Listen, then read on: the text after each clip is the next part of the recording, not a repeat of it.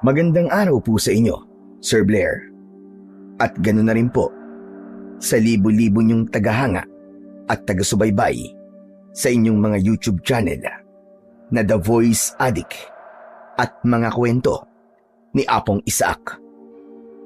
Sana po ay palagi po kayong nasa maayos na kalusugan at pati na rin po ang inyong buong pamilya.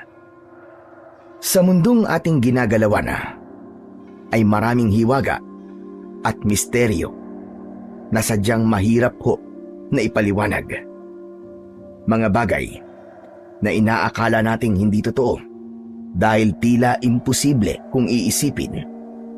Gaya na lamang ng mga nilalang na nagtatago sa dilim na kung tawagin ay aswang.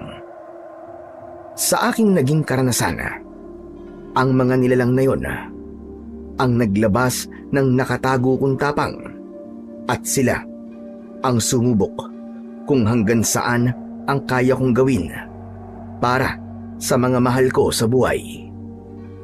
Itago niyo na lamang po ako sa pangalan na Joaquin. At ito ang aking kwento. 6 na taong gulang pa lamang ang anak kong si Lucas nang namatay ang aking asawa.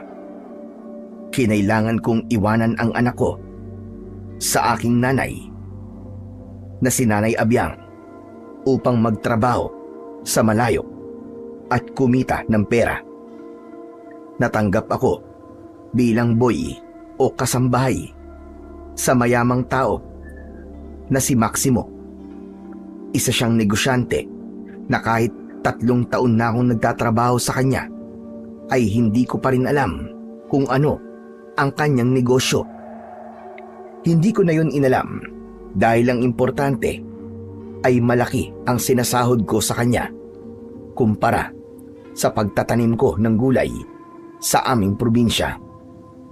Bukod doon ay napakabait ni Maximo at galante siya pagdating sa pera. Pinag-aral din niya ako na magmaneho upang ako ang maging personal na driver niya. Isang buwan ng Disyembre, malapit ng magpasko, kaya isang umaga ay ipinagmaneho ko si Maximo papunta sa isang malaking mall. Bibili kasi siya ng mga panregalo sa mga taong kilala niya. Oo nga pala, Joaquin. Hindi ka ba uuwi sa probinsya ninyo? 2 linggo na lang ay Pasko na. Hindi po muna, sir. Naubos po kasi yung ipon ko kasi kinailangan ko nang tubusin po yung nakasanla naming lupa eh. Tumawag naman na po ako sa anak ko at sa nanay ko. Naiintindihan naman po nila ako. Siguro uuwi na lang po ako sa birthday ng anak ko, sir.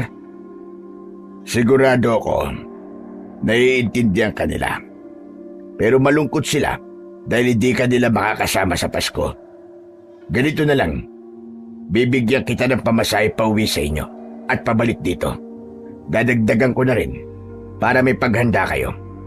Basta siguraduhin mo lang na pagkatapos ng bagong taon ay babalik ka dahil marami akong aasikasuhin. Kailangan ko ng driver, alam mo yan. Naku sir, wag na po. Nakakaya naman po sa inyo eh. Napakarami niyo na pong naitulong sa akin, sir. Ayos lang po kasi nakausap ko na nga po ang nanay at anak ko. Mas masaya ang Pasko at bagong taon kapag kasama mo ang pamilya mo. Huwag ka mag-alala. Kung iniisip mo na ibabawas ko yun sa sahod mo, ay hindi ko yung gagawin. Bali yun na ang regalo ko sa'yo sa darating na Pasko. At huwag mo nang tanggihan ang alok ko. Ramdam ko na gusto mo makasamang nanay at anak mo sa Pasko at sa bagong taon. Sir, maraming salamat ha. Napakabait niyo po talaga. Sobrang swerte ko kasi kayo po ang naging boss ko. Pero sir, matanong ko lang, nasaan ho palang pamilya niyo, sir? Mahigit 3 taon na po ako nagtatrabaho sa inyo pero hanggang ngayon, sir, hindi ko pa nakikitang may dumalaw sa inyo na pamilya niyo. Hindi ko pa ba nasabi sa'yo na mag-isa na ako sa buhay? Wala na akong pamilya. Meron naman siguro pero hindi ko sila nakilala. Bata pa lang ako ay natuto na akong magtrabaho at mabuhay na mag-isa. Hanggang sa darating ko kung nasaan ako ngayon. Sobrang hirap po siguro ng mga pinagdaanan nyo, sir.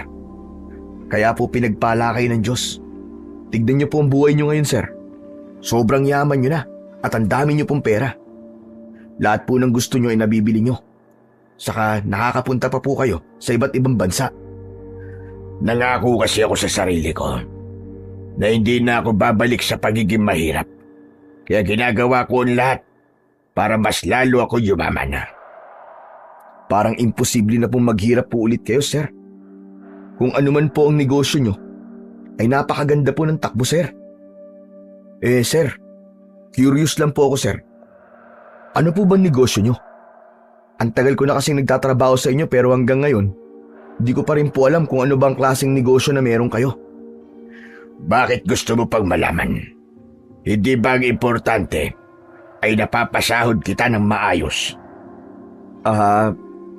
Sorry sir ha. Pasensya na po kung masyado po akong mausisa. Okay lang, pero sige. Bibigyan kita ng ideya kung ano ang negosyo ko. Nagbebenta ako ng isang bagay sa mayayaman tao. Malaki ang ibinabayad nila sa akin. Sa ganung paraan ako kumikita ng pera. Maganda nga po yan. Parang buy and sell po siguro ang ginagawa ninyo, no? Hindi naman, pero malapit na roon. Siguro naman, ay di mo na ako tatanungin sa kung anong negosyo ko. Dahil kahit papano, ay nasagot ko na ang tanong mo. Hindi na ho, sir. Okay na po ako sa naging sagot nyo sa akin. Tama po kayo. Ang importante, meron akong trabaho at hindi ko na kailangang alamin pa ang eksaktong pinagkakakitaan nyo. Hindi nagtagala ay nakarating na kami ni Boss Maximo sa mall. Maayos kong ipinarada sa parking area ang magara niyang sasakyan at saka kami pumasok sa napakalaking pamilihan. Agad na bumili si Sir Maximo ng mga panregalo para sa mga kaibigan niya.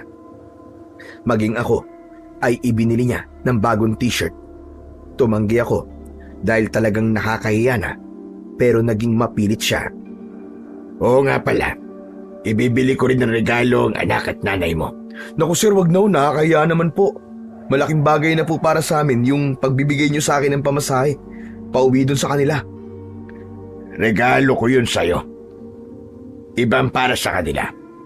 Saka, ilang taong ka nang nagtatrabaho sa akin. Kaya alisin mo na yung hiya-hiya na yan. Maayos ka naman magtrabaho. At alam kong mapagkakatiwalaan ka. Kaya nararapat lang na bigyan kita ng reward. Sadyang ganito ko sa mga taong tapat sa akin. Pero sa sandaling traidorin mo ko, malalaman mo na mahirap akong kaaway. Hindi ko po gagawin yun sa inyo, sir. Tapat po ako sa inyo. Mabuti kung ganun. Ilang taon na pala ang anak mo? 9 na taon na po, sir. Pero sir, wag na po talaga. Siguro ay magandang ibili natin siya ng laruan. Tamang-tama. At may toy store dito. Wala na akong nagawa nang pumasok si Sir Maximo sa isang toy store at bumili siya ng malaking robot na laruan. Matapos yun, ay dumiretso kami sa department store at doon ay ibinili niya ang nanay ko ng 3 piraso ng damit. Nang sandaling yon ay walang pagsidlan ang aking kasiyahan dahil nagkaroon ako ng amo na ubod ng bait at hindi madamot. Kaya palagi kong sinasabi sa sarili ko na hindi ko sisirain ang tiwala ni Maximo sa akin at kung maaari ay habang buhay akong magtatrabaho at magiging tapat sa kanya. Gabi na kami nakauwi ni Sir Maximo sa kanyang malaking bahay. Kaming 2 lamang ang nakatira doon. Ako ang nag-iisa niyang kasambahay dahil mahirap talagang makuha ang tiwala ni Sir Maximo. Ayon sa kanya, bago ako magtrabaho sa kanya ay marami siyang kasambahay pero lahat ng yun ay pinagnakawan siya. Kaya naisip niya na mas mabuti na isang kasambahay na lang ang kunin niya. Pero mapagkakatiwalaan. Dahil kumain na kami ni Sir Maximo sa labas bago kami umuwi, ay dumiretso na ako sa kwarto ko na nasa unang palapag ng bahay. Nagpalit ako ng pambahay na damit at saka ako humiga sa aking kama. Inuha ko ang aking cellphone at tinawagan ko ang aking nanay. Napangiti ako nang agad yung sagutin ng nasa kabilang linya. Joaquin, ikaw pala yan. Bakit naman ganitong oras ka na kung tumawag? Tunog na si Lucas. Ayos lang po, Nay. Kayo po talaga ang gusto kong kausapin. Dahil may sasabihin po ako sa inyo. Abay, ano ba yon? Mukhang importante yan ah. Hindi po ba, Nay, sinabi ko sa inyo na hindi po ako makakauwi ng Pasko at Bagong Taon? Oo. Nalungkot nga si Lucas nang sabihin mo sa kanya, pero pinaintindi ko sa kanya na wala ka ng pera kasi nagbayad tayo sa lupa. Sa tingin ko naman naintindihan naman ng anak mo yon. May maganda po akong balita, Nay. Uuwi po ako bago magpasko. Kaya magkakasama po tayong tatlo sa Pasko at Bagong Taon. Totoo ba yung sinasabi mo, Joaquin? Ang akala ko ba hindi ka makakauwi kasi wala ka ng pera? Bibigyan po ako ng boss ko, Nay, ng pamasahe pa uwi dyan at pabalik dito. Hindi ko nga po akalain na gagawin yun ni boss eh. Aba, napakabait talaga ng boss mo na yon. Salamat naman at makakauwi ka sa Pasko, anak. Talagang miss na miss ka na ni Lucas. Pero Nay, huwag niyo po munang sasabihin kay Lucas na uuwi ako ha. Gusto ko po siyang sorpresahin eh. O sige, huwag kang mag-alala at hindi ko ipapaalam sa kanya na uuwi ka. Paniguradong matutuwa yun kapag nakita ka. Miss na miss ko na rin po kayo, Nay. Ang tagal na po kasi nung huli po akong nakabisita sa inyo ni Lucas, di ba? Kumusta ka naman dyan? Hindi ka ba uuwi talaga dito sa atin? Bakit kasi hindi ka nalang mag-ipon tapos magtayo tayo ng kahit maliit na negosyo rito? Para magkakasama na tayo. Lumalaki tuloy ang anak mo nang hindi mo siya nakakasama. Nay, alam niyo naman po na hindi ko kayang iwanan ang trabaho ko rito. Sayang po kasi yung sinasahod ko rito, Nay. Sa ngayon, ay wala pa po sa plano ko ang manirahan ulit yan sa atin. Pero wag po kayong mag-alala. Kasi kahit papano ho, nag-iipon naman po ako dito. Nagsalita si Nanay pero hindi ko siya naintindihan dahil naging putol-putol ang linya. Ano, Nay? Ano po sabi niyo? Di ko po kayo maintindihan, choppy po. Ganito talaga rito. Mahina ang signal dito, anak. Kaya palaging paputol-putol ang tawag. Magsasalita pa sana ako nang biglang naputol ang tawag. Sinubukan kong tawagan ulit si Nanay pero hindi ko na nagawang makakonekta sa kanya. Hindi ko na pinilit na tumawag ulit dahil sapat na sa akin ang mga nasabi ko sa aking nanay. Ang importante ay nasabi ko na uuwi ako bago magpasko. Ipinatong ko ang cellphone sa maliit na lamesa sa tabi ng kama at umayos ako ng pagkakahiga. Nakangiti akong napatingin sa kesame. Hindi na kasi ako makapaghintay na makita ang reaksyon ng anak kong si Lucas kapag nakita niya ako. Nung nakaraang taon kasi ay hindi rin ako nakauwi sa amin ng Pasko. Kaya mag-iisang taon ko nang hindi nakikita ang anak at nanay ko. Kinabukasan ng umaga ay maaga akong gumising. Gaya ng aking nakasanayan. Habang tulog pa si Sir Maximo ay nagluto na ako ng almusal.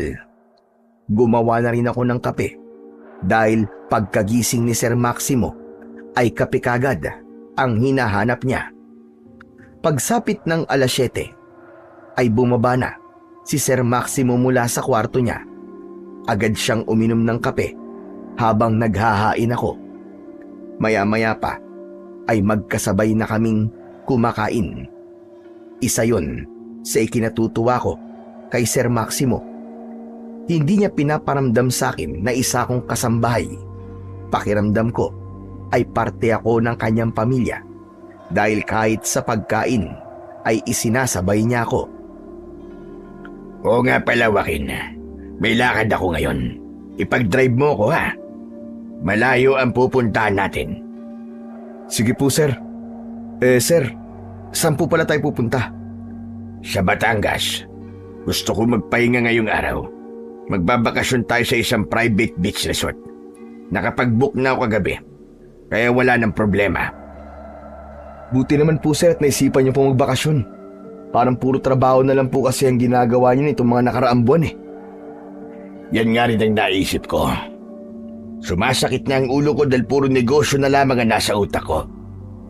Kailangan ko rin talaga ng bakasyon. 2 gabi tayo ron, kaya magdala ka ng mga ilang pirasong damit. Nang sandaling yon, ay naalala ko ang aming lugar. Ipinagmalaki ko kay Sir Maximo kung gaano kaganda ang dagat sa probinsya namin. Tinanong niya kung saan ako nakatira at sinagot ko ang tanong niya.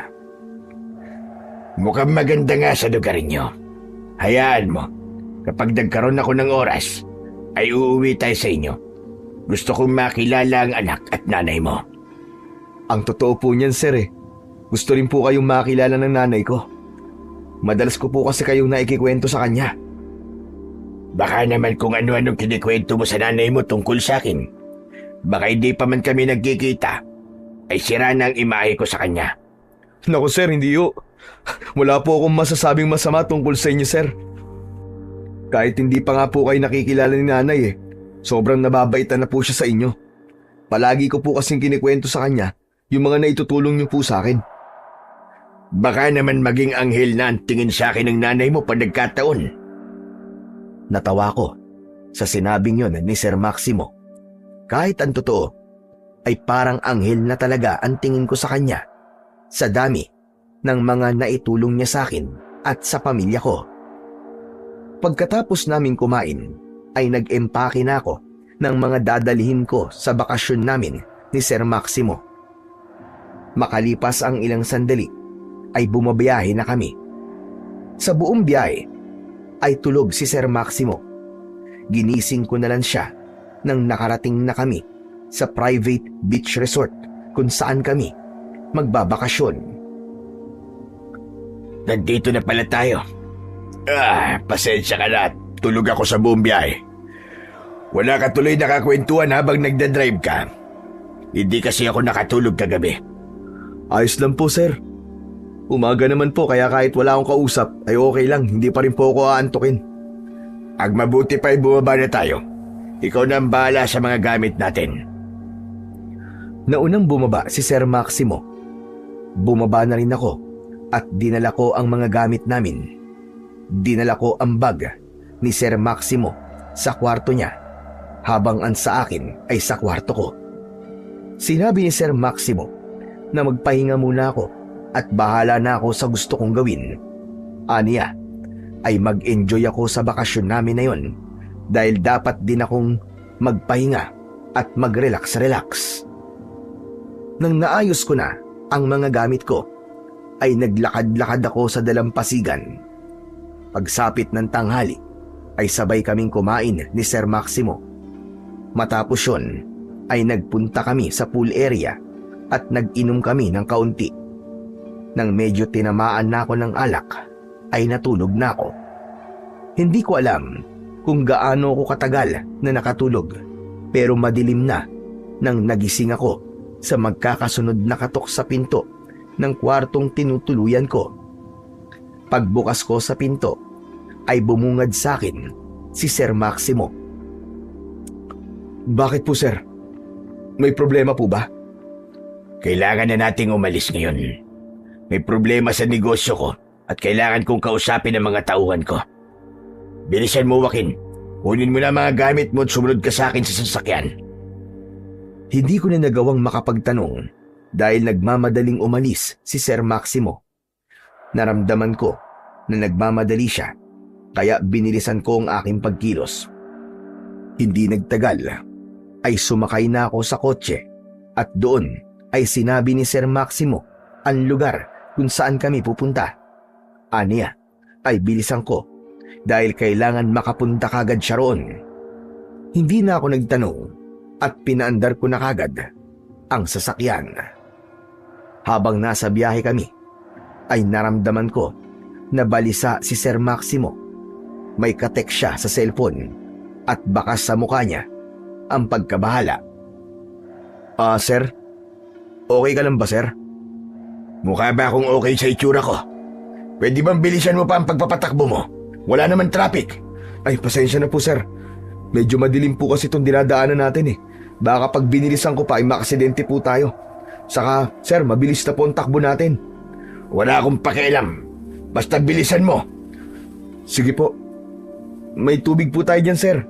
Mas makakabuti po kung uminom po muna kayo para kumalma po kayo. Hindi ko kailangan ng tubig. Ang gusto ko, dalhin mo ko sa pupuntahan ko na mabilis. Ano po palang nangyari, sir? Pwede ko po bang malaman? Hindi ba sinabi ko sa'yo na huwag ka nang nagtatanong ng tungkol sa negosyo ko? Pasensya na po, sir. Nanibago ako kay Sir Maximo ng oras na yon. Yun ang unang beses na napagtaasan niya ako ng boses. Alam ko na nagawa niya lang yon dahil sa kinakabahan siya o natatakot. Hindi ko pinersonal ang pagsigaw niya sa akin at itinuon ko na lang ang aking atensyon sa aking pagmamaneho. Makalipas ang halos 2 oras ay nakarating na kami sa pupuntahan namin. Bago bumaba, si Sir Maximo ay sinabi niya na wag akong bababa ng kotse kahit na anong mangyari. Aniya ay hintayin ko lang siya roon.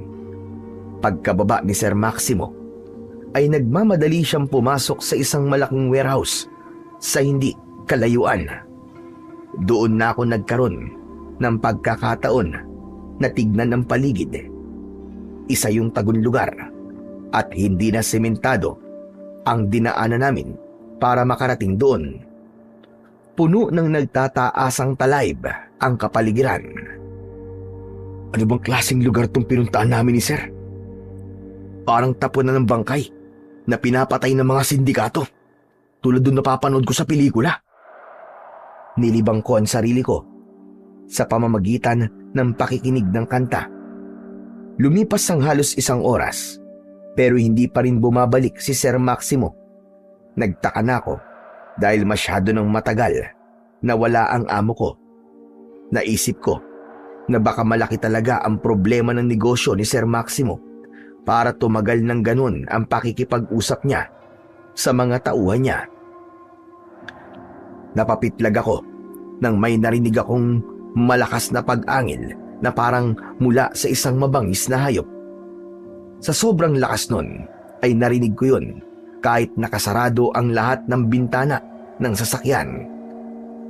Kahit sinabi ni Sir Maximo na wag akong lalabas ng sasakyan, ay hindi ko napigilang lumabas. Nakarinig ako ng putok ng baril sa warehouse. Doon na ako nakaramdam ng matinding kaba. Ang unang pumasok sa isip ko ay si Sir Maximo. Baka may masama nang nangyari sa kanya. Sa kabila ng takot na meron ako, ay mas inisip ko na masiguro ang kaligtasan ng aking boss. Nagmamadali akong tumakbo papunta sa warehouse. Umikot ako sa paligid nun at may nakita kong isang maliit na butas sa dingding.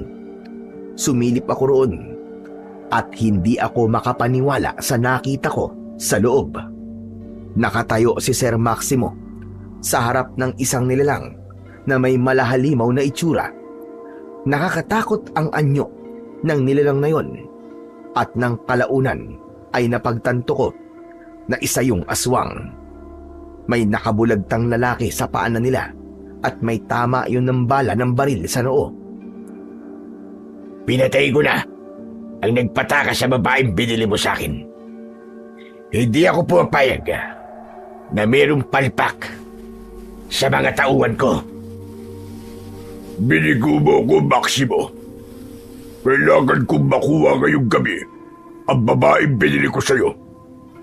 Kailangan kong makakain ng tao ngayong gabi. Napakalaki ng binayad ko sa'yo. Tapos ganito lang ang mangyayari. Alam ko. Matagal ka nang bumibili ng tao sa akin. At ngayon lang naman ito nangyari. Nangangako ko sa'yo na bukas ng gabi ay meron akong maibibigay sa'yo.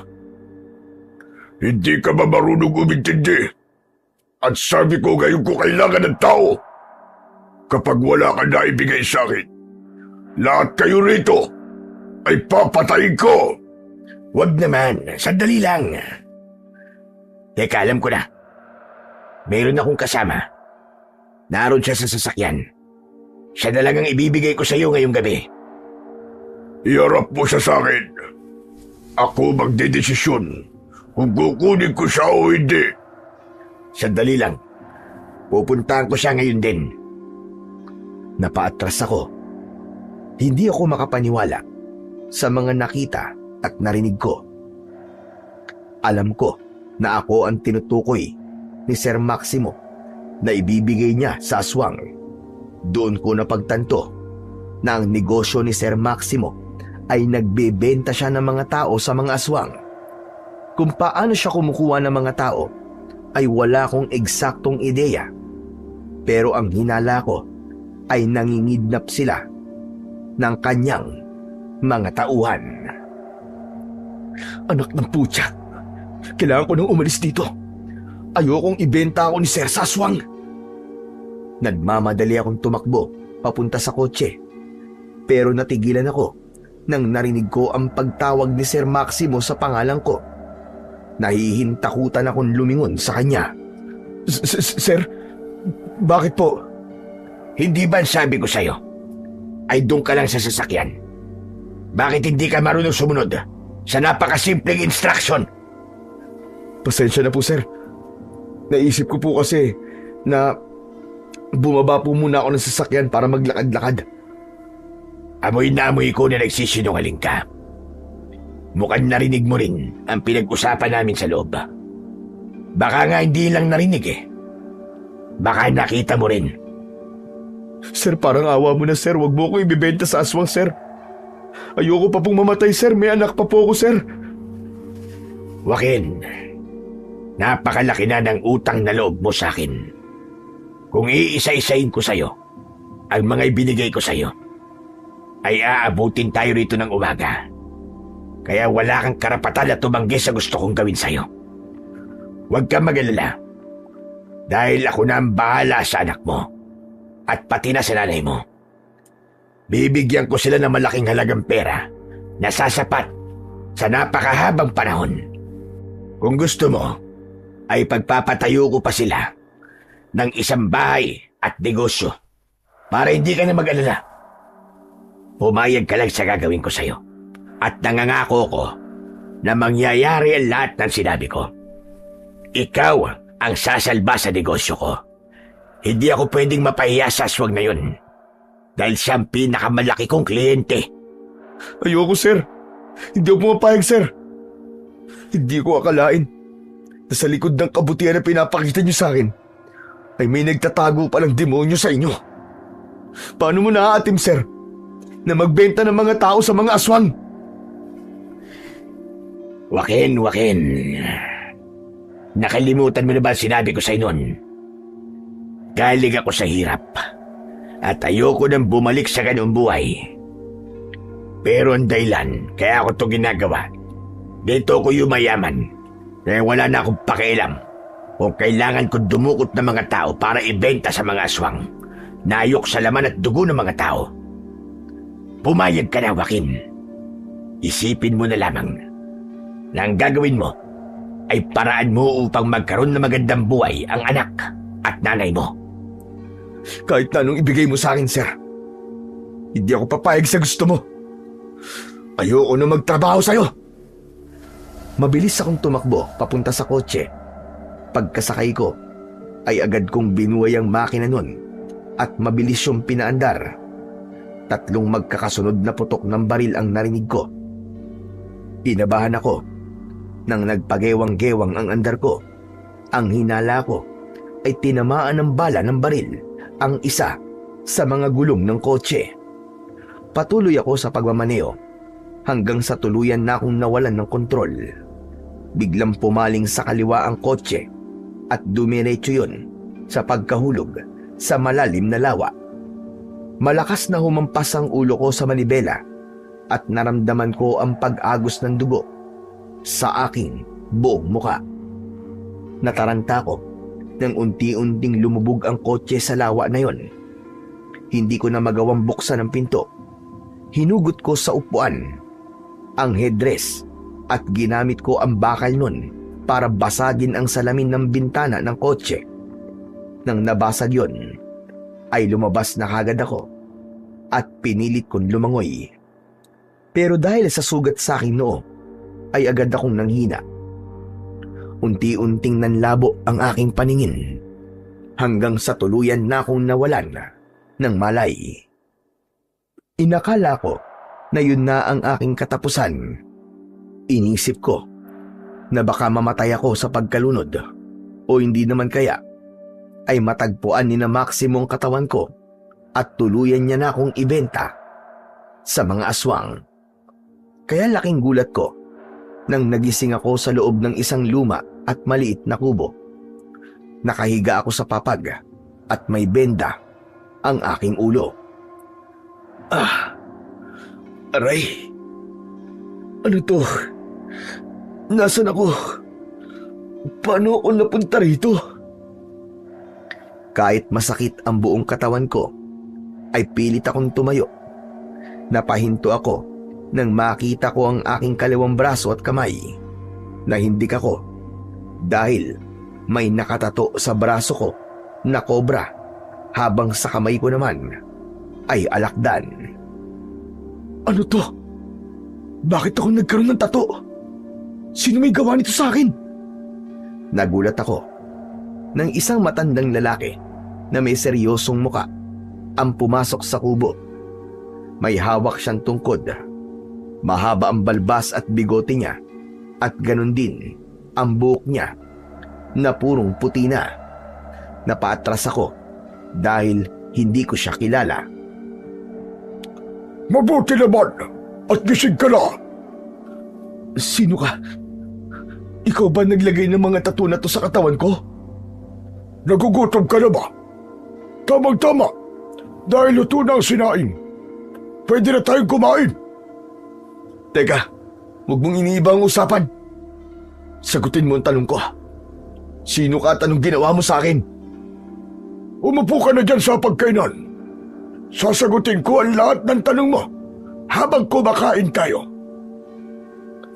Lumabas ang matandang lalaki at hindi nagtagal ay bumalik siya na may dalang isang kaldero. Ipinatong niya yun sa ibabaw ng maliit na lamesa. Sa lamesa ay may isang mangkok ng sinabawang gulay. Meron din doon 2 pinggan. Umupo ang matandang lalaki at tumingin siya sa akin.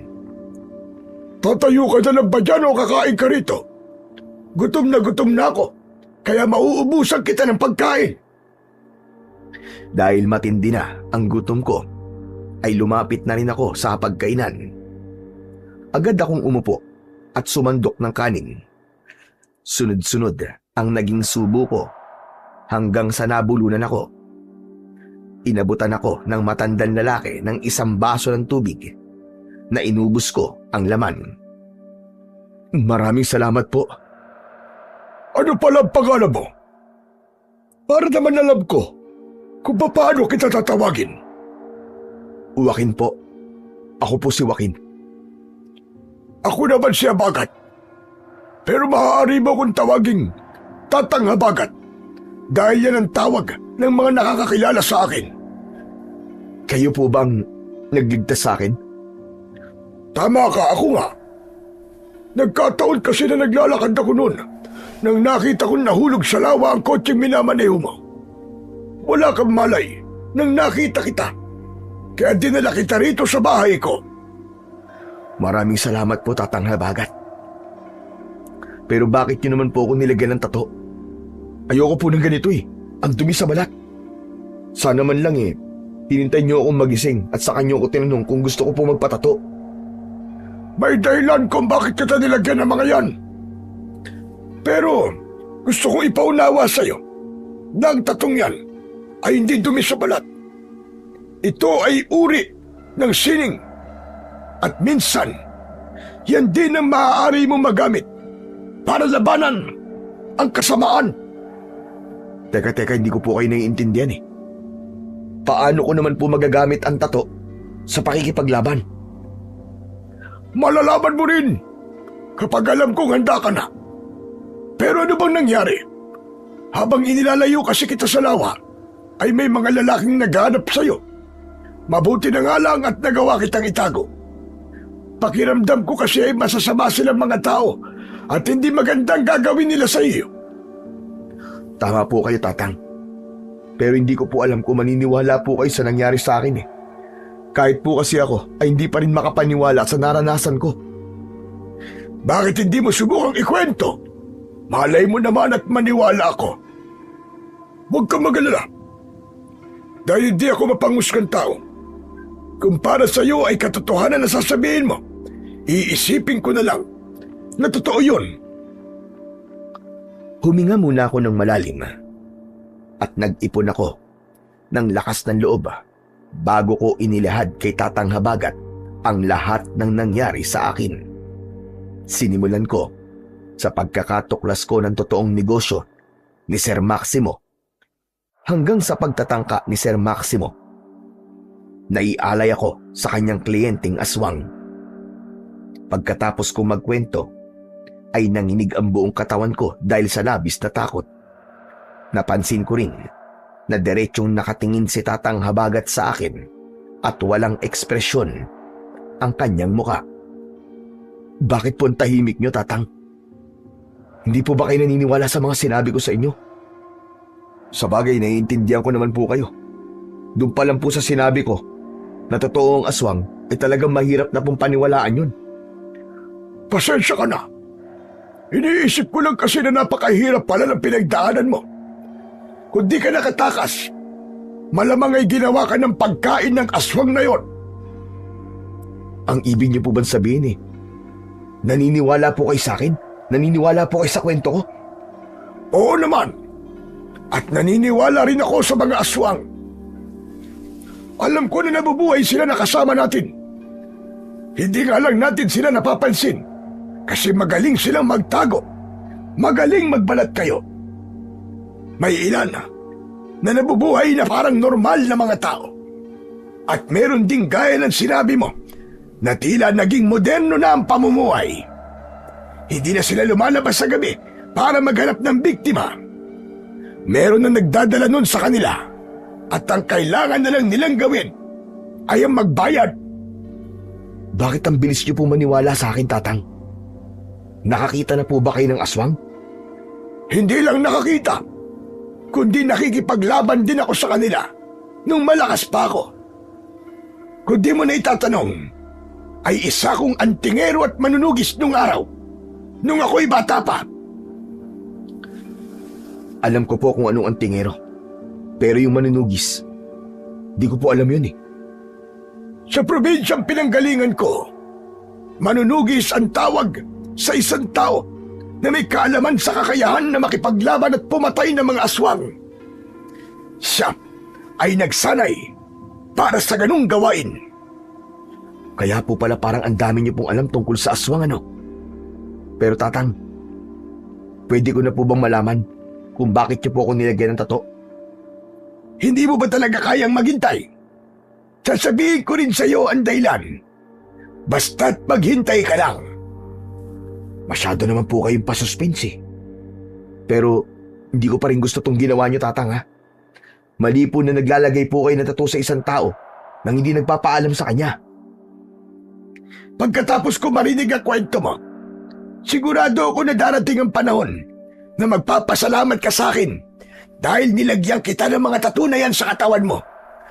Lalo na ngayon na hindi nakita ng mga taong gusto kang patayin ang katawan mo. Sigurado ako na alam nila na buhay ka pa hanggang ngayon. Eh ano naman po, kung alam po nilang buhay ako? Hindi ka ba marunong mag-isip? Ang sabi mo, natuklasan mo na nandudukot ng mga tao ang amo mo para ibenta sa mayayamang aswang. Hawak mo ang sikreto niya na maaaring sumira sa kanya at maging dahilan para siya'y makulong. Sigurado ako na wala siyang ibang gustong gawin kundi ang patayin ka. Pero wala naman po akong balak na magsumbong kahit na kanino eh. Handa po ako manahimik dahil sigurado ako na kapag nagsumbong ako sa mga pulis ay hindi nila ako papaniwalaan. Isa pa, maraming pera si Sir. Kayang-kaya niya akong baligtarin gamit ang pera niya. Sandali, bakit ba tinatawag ko pa siya, Sir? Hindi ko na nga pala siya amo. Sa palagay mo ba, kahit sabihin mo sa kanya na hindi ka magsasalita, ay bubuhayin ka pa rin niya? Hindi pa ba malinaw na kayang-kaya kanyang patayin dahil hindi man lang siya nagdalawang isip na ibenta ka roon sa kliyente niyang aswang? Oo nga no. Sa bagay, tama po kayo. Baka nga po sa ngayon ay hinahanap na niya ako para patayin. Pero Tatang, ligtas po ba talaga ako dito? Hindi po ba niya ako mahanap dito sa bahay niyo? Sa ngayon, ay masasabi kong ligtas ka rito. Nasa gitna kasi ng kagubatan itong bahay ko. At sa tagal ko na rito, ay wala pang ibang tao ang naligaw dito. Pero wala akong alam sa kayang gawin ng amo mo. Maaaring sa mga susunod na araw, ay malaman niyang nandito ka. At may posibilidad din na gamitin niya ang koneksyon niya sa mga aswang para mas madali kanyang makita. Sandali, may pamilya ka pa ba, iyo?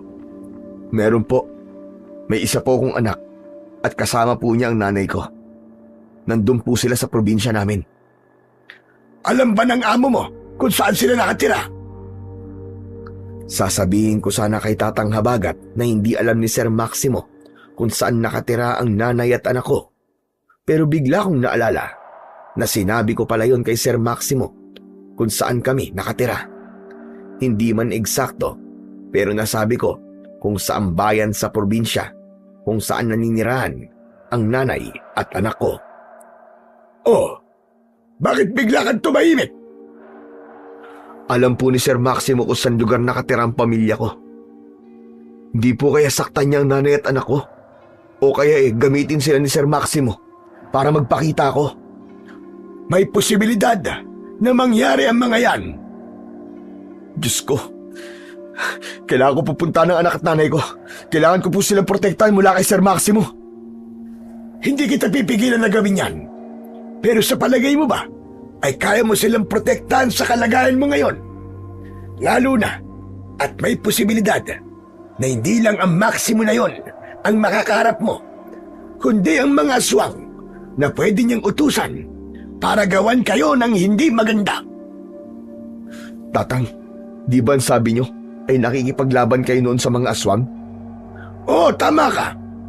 Sinabi ko ngayon, bakit mo naman naitanong? Baka pwede niyo naman po akong tulungan, oh.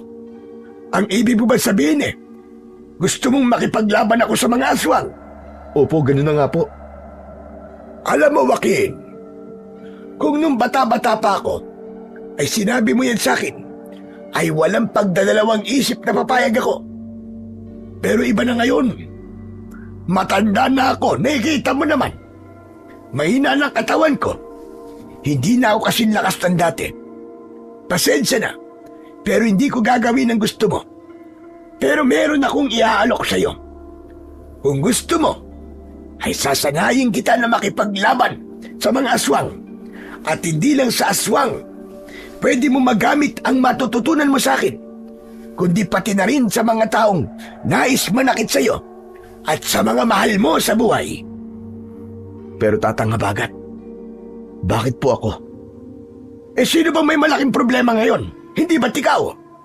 Pambihira ka. Alam mo, sa totoo lang, ay nakita kong busilak ang iyong puso. Kaya kita tinulungan. Naramdaman ko rin na karapat-dapat ka para matutunan ang mga kaalaman na meron ako. Pero hindi ko po alam kung kaya ko bang makipaglaban sa mga aswang. Kaya nga tuturuan kita, hindi ba? Isa pa, isipin mong nanay at anak mo, kahit wag na ang sarili mo. Kailangan ka nila, Joaquin. Kailangan mo magkaroon ng sapat na kakayahan para protektahan sila laban sa kampon ng kadiliman.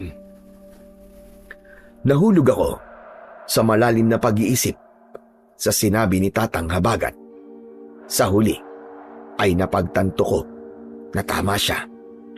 Walang ibang taong pwedeng magprotekta sa nanay at anak ko, kundi ako. Kaya pumayag ako na sanayin ni Tatang Habagat sa pakikipaglaban sa mga aswang. Makalipas ang isang araw ng pamamahinga, ay sinimulan na ni Tatang Habagat ang aming pagsasanay. Itak ang sandata na pinagamit niya sa akin. Kahit matanda na siya, ay nakita ko pa rin kung gaano siya kahusay na humawak at gumamit ng itak bilang armas. Magaling magturo si Tatang Habagat. Malinaw siyang magbigay ng instruction, kaya mabilis kong natutunan ang mga itinuro niya. Pinuri rin niya ako na mabilis akong matuto at alam ko na kaya ganun ay dahil matindi ang determinasyon kong magkaroon ng kakayahan na protektahan ang mga mahal ko sa buhay. Bukod pa roon, ay nagbigay din sa akin si Tatang Habagat ng impormasyon tungkol sa mga aswang, lalo na kung ano ang kanilang mga kahinaan. Sa loob ng 3 araw, ay wala kaming ginawa kundi ang magsanay, at naramdaman ko na parang napakatagal ko nang ginagawa ang bagay na yon. Naging madali na kasi para sa akin ang lahat. Hanggang isang gabi, habang kumakain kami, ay muli akong napatingin sa mga tato sa aking braso at kamay. Bakit nakatingin ka sa mga tattoo mo? Hindi ka ba nagagandaan sa mga yan? Ang totoo po, nung una hindi talaga. Pero parang ngayon, ay nagugustuhan ko na po sila. Hindi ko po maintindihan pero pakiramdam ko ay buhay ang mga tattoo na to. Dahil talagang buhay ang mga yan. Ho? Ano pong ibig niyo sabihin? Dahil sa sinabi mo na nararamdaman mong buhay ang mga nakapinta sa iyong katawan, ay sigurado ako na hindi nga ako nagkamali. Ikaw nga ang nararapat na magmana ng aking kakayahan at kapangyarihan. Tumayo si Tatang Habagat at hinubad niya ang kanyang damit. Napamaang ako nang nakita ko na puno ng tato ng iba't ibang hayop ang kanyang katawan. Kahit kupas na ang mga yon, marahil ay dahil sa katagalan ay nakikita ko pa rin ang forma ng bawat tattoo niya. Ang totoo ay isa kong antingerong bordado na nakikipaglaban sa mga aswang. Ito ay isang sinaunang kakayahan ng aking ninuno. May kakayahan kaming buhay ng mga burda sa aming katawan. Naghahanap ako ng isang taong karapat-dapat na pagkakatiwalaan ng kapangyarihan nito. At ikaw ang napili ko, Joaquin. Ang ibig niyo po bang sabihin ay nabubuhay po ang kobra at alakdan na nakatato po sa aking katawan? Ganun mo ba? Ganun na nga. May kakaiba sa'yo. Kaya ikaw ang aking pinili. Ang mga tattoo sa katawan mo ang magiging kakampi mo sa pakikipaglaban sa kasamaan. Ngunit may 2 hayop pa akong kailangang ilagay sa iyong katawan. At sa pagkakataon na ito, ay tatanungin na kita kung papayag ka bang ilagay ko sa iyo ang 2 tattoo na sinasabi ko. Sa ngayon po, ay wala akong ibang gustong gawin kundi ang maprotekta ng nanay at anak ko. Kaya kung ano po sa tingin nyo na makakatulong po sa akin, ay gawin nyo po ang lahat. Mabutit naiintindihan mo na kung gaano kabigat ang problemang kinaharap mo, Joaquin. Gusto ko ang determinasyon na meron ka. Huwag ka mag-alala dahil sigurado ako na hindi ka magsisisi sa sandaling tuluyan ka ng maging isang ganap na antingerong bordado. Matapos naming maghapunan, ay inihanda na ni Tatang Habagat ang mga gagamitin niya sa paglalagay ng tato sa akin. Doon ko nalaman na tradisyonal pala ang pagtatato niya dahil gumagamit siya ng tinik ng puno ng kalamansi na nakasabit sa dulo ng maliit na patpat ng kawayan at meron pa siyang isa pang maikling patpat para paluin ang tinik sa balat ko. Ang tintang ginagamit niya ay pinaghalong tubig at uling. Sa dibdib ko, nagsimulang magtato si Tatang Habagat. Naglagay siya roon ng isang agila. Halos mag-uumaga na nang natapos siya sa agila na yon. Umaga na nang sinimulan niya ang paglalagay ng tato sa likod ko. O ano? Kaya mo pa ba hawakin? Opo, nasanay na po ako sa sakit eh. Tapusin niyo na lang po yun sa likod ko tapos pwede na po tayo magpahinga. Pero, ano po ba yung nilalagay niyo sa likod ko? Buhaya! Huwag kang mag-alala. Dahil kapag natapos na tayo, ay sasabihin ko sa iyo kung bakit ang mga hayop na ito ang napili kong ilagay sa iyong balat. Hindi na ako nagsalita pa at hinayaan ko na lang si Tatang Habagat na tapusin ang kanyang ginagawa. Nang sandaling yon, ay ibinigay ko na sa kanya ang aking buong tiwala. Kahit tila imposible ang sinabi niya na mabubuhay ang mga tato ko, ay naniwala na lang ako dahil wala na akong ibang alam na paraan upang protektahan ang aking pamilya, kundi ang paraan na sinabi ni Tatang Habagat. Bago sumapit ang tanghali, ay natapos na si Tatang Habagat sa paglalagay ng tato sa aking katawan. Sandaling tumayo si Tatang Habagat at may kinuha siyang maliit na kahon na gawa sa kahoy. Bumalik siya sa harapan ko at binuksan niya ang kahon. Mula roon ay inilabas niya ang isang kwintas na may palawit na medalyon. Ano po ang bagay na yan, Tatang? Ito ay isang makapangyarihang anting-anting na siyang magbibigay ng buhay sa mga tato sa iyong katawan. Itong nakaalam kung anong hayop ang kailangan mo base sa sitwasyon. Ngunit ikaw pa rin na may kontrol sa anting-anting. At tandaan mo, Joaquin, gagamitin mo lang ang kapangyarihan mo sa kabutihan. May papangako mo ba yun sa akin? Opo, Tatang Habagat. Nangangako po ako sa inyo. Buong puso mo ba tinatanggap ang kaakibat na kapangyarihan at tungkulin ng anting-anting at ng mga burda sa iyong katawan? Opo, Tatang. Buong puso ko pong tinatanggap. Ikinulong ni Tatang Habagat ang anting-anting sa kanyang mga palad at umusal siya ng orasyon. Matapos yun, ay isinabit na niya sa leeg ko ang anting-anting. Agad kong naramdaman ang kakaibang enerhiya na gumapang sa aking buong katawan. Parang may apoy sa loob ng aking katawan at tinutupok nun ang aking kaloob-looban. Malakas akong napasigaw dahil sa sakit. Pakiramdam ko ay puputok ang lahat ng ugat ko ng sandaling yon. Hayaan mo lang na dumalay sa iyo ang kapangyarihan ng anting-anting, Joaquin. Huwag mo itong labanan. Buong puso mo itong tanggapin. Tiniis ko ang sakit. Inisip ko na kailangan ko yung pagdaanan para maprotektahan ko ang aking mga mahal sa buhay. Pumikit ako at hindi nagtagal ay unti-unting naapula ang mainit na pakiramdam sa loob ng katawan ko hanggang sa bumalik na sa normal ang lahat. Nang tumingin ako kay Tatang Habagat ay tagaktak ang pawis sa aking muka at habol ko ang aking paghinga. Binabati kita, Joaquin. Simula sa oras na to, ay isa ka ng ganap na antingerong bordado. Hangad ko na magtagumpay ka na protektahan ng mga taong malapit sa iyong puso. Maraming salamat po, Tatang Habagat. Nararamdaman ko na po ang kapangyarihan ng anting-anting at pakiramdam ko ay gumagalaw po ang mga tato ko. Ngayon ay sasabihin ko na kung bakit ang mga hayop na yan ang napili kong ilagay sa iyong katawan. Ang alakda ng pinakamaliit, ngunit huwag mo siyang maliitin.